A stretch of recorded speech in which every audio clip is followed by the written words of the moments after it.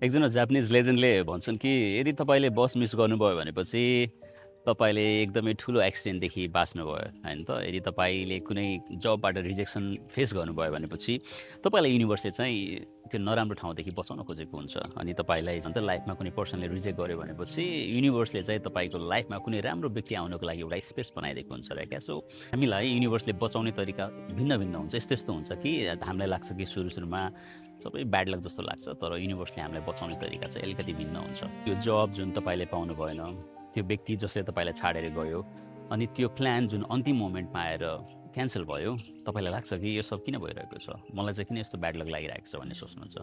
तपाईँलाई जुन कुरा गलत भइरहेको जस्तो लागिरहेको थियो, सायद त्यो कुरा केही पनि गलत थिएन। सायद तपाईँलाई युनिभर्सले प्रोटेक्ट गर्न खोज्दै थियो। तपाईँले यदि लाइफलाई यो एङ्गलबाट हेर्न ट्राई गर्नुभयो भनेपछि तपाईँले लाइफलाई यस्तो मजाले बुझ्नुहुन्छ क्या।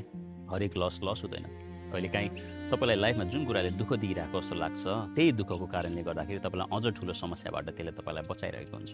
त्यसैले डिटोरलाई ट्रस्ट गर्नुहोस्। तपाईँलाई आज जुन कुराले दुःख दिइरहेको छ, वास्तवमा त्यस कुराले नै तपाईँलाई भोलिको लागि प्रोटेक्ट गरिरहेको छ। रिजेक्सन सायद एउटा रिडाइरेक्सन थियो, सायद त्यो इन्डिङ तपाईँको लागि एउटा नयाँ बिगिनिङ थियो।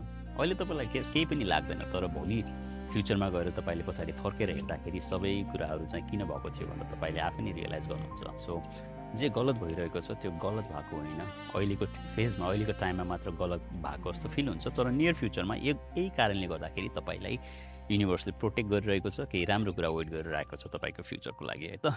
या स्टे पोजिटिभ।